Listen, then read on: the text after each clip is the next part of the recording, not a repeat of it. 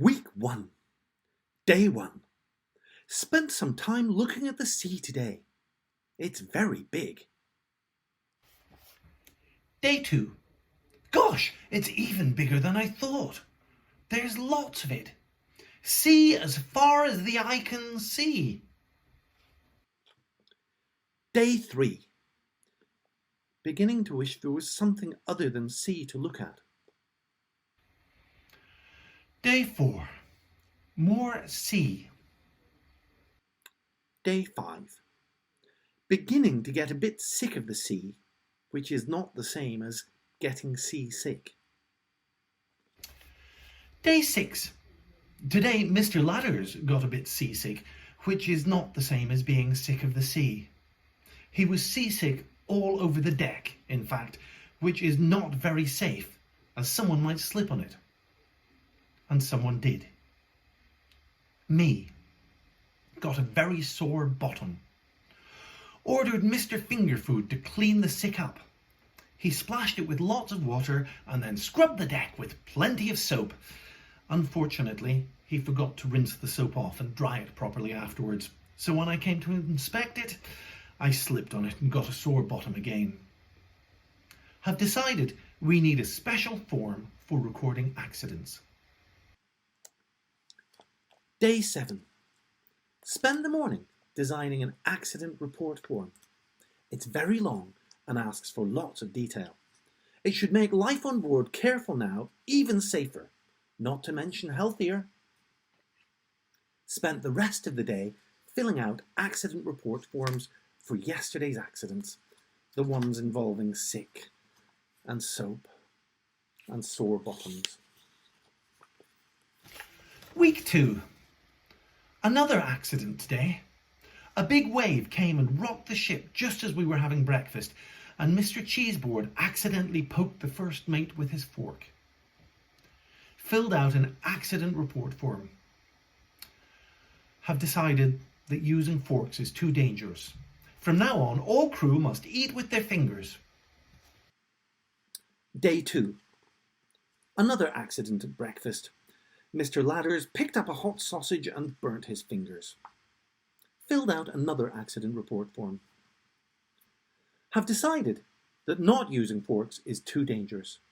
Have ordered first mate to make pointy bits of all forks a bit more blunt before giving them back to crew. Day 3. First mate bashed ends of forks with hammer to make them more blunt.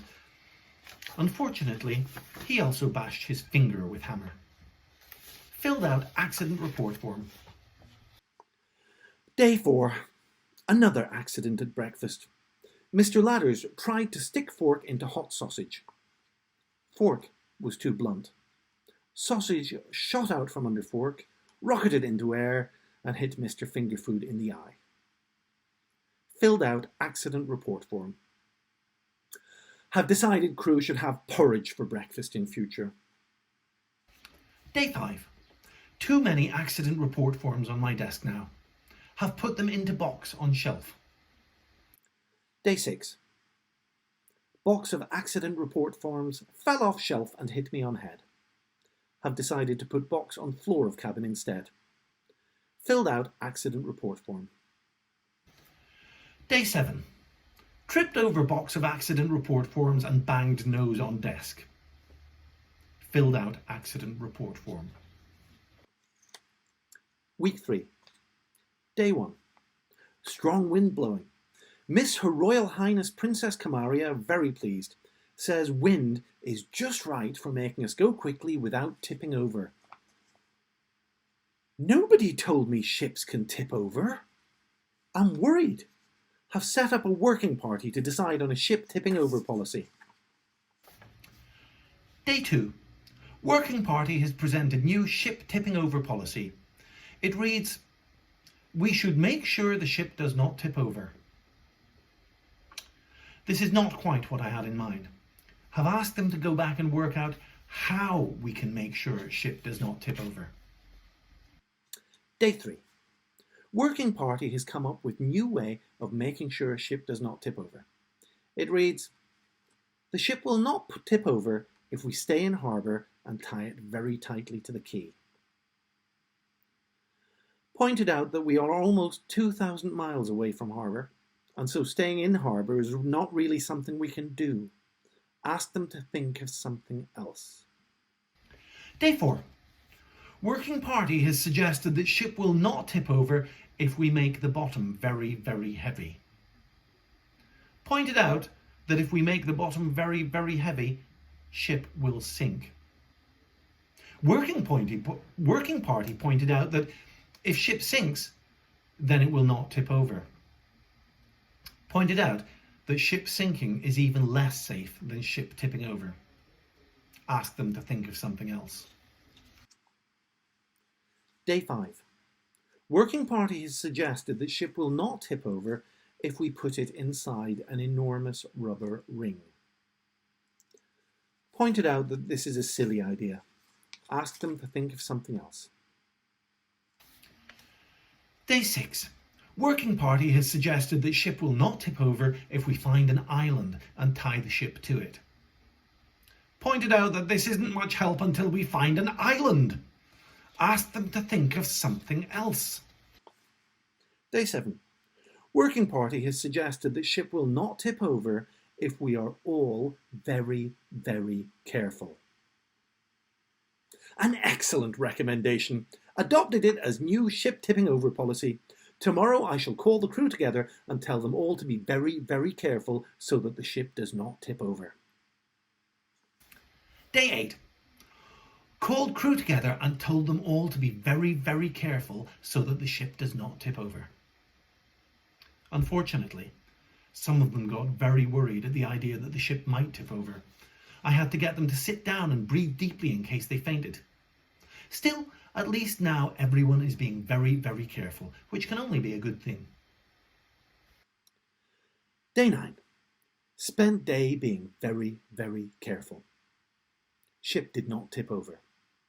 New policy is clearly working. Week 4. Day 3. Realised today that I should have started week 4 2 days ago. Spent day wondering whether to pretend last week really had 9 days in it and write day 1 at the beginning of this entry, or to own up and write day 3. Decided to own up. Day 4. Still going south-southwest. Crewmen beginning to get restless. Crew boy and crew girl still quite relaxed though, so that's something. Day 5. Men starting to grumble. This voyage is taking a long time. Day 5. Men grumbling even more. Morale low. We ran out of cake nearly 4 weeks ago and there is still no sign of land. Day 7. Got mixed up yesterday and wrote day 5 instead of day 6. This keeping a log business is trickier than I thought. Day 8. Men spending a lot of time muttering. I do hope they're not planning a mutiny. Mutinies are not very safe, especially for the captain. Week 5. Day 2. Silly me, did it again. Week 5 should have started yesterday. Day 3. Spot a bother with the men today. Ordered some of them to get a chair and blanket so the cabin boy could be lookout and look for land, but they refused. Was very worried. Pointed out that refusing to obey the captain counts as a mutiny. Mr. Ladders pointed out that getting someone to stand on a chair doesn't count as being very, very careful, and they didn't want to be responsible for the ship tipping over. Saw his point. Cancelled order. Day 4. Still no sign of land, but there is an awful lot of sea. Day 5. More sea. Men grumbling. Accordion sounds terrible. Wish I'd stayed at home. Day 6. Wonder if first mate's compass is actually working properly. Bet it isn't. Bet we've missed the island. Bet we're at sea for the rest of our lives and end up being eaten by cannibals without ever having any cake ever again. Cabin boy is shouting something. Better go and see what it is. Wonderful news! Cabin boy was shouting, "Land ho!" This seemed like a silly thing to shout, and I was about to tell him off for shouting silly things when Mr. Cheeseboard pointed out that land ho is something that pirates shout when they see land, and our Tom lad was shouting it because he had seen some land. And not just any land. It's the bit of land that we've been looking for. Careful now is approaching the island.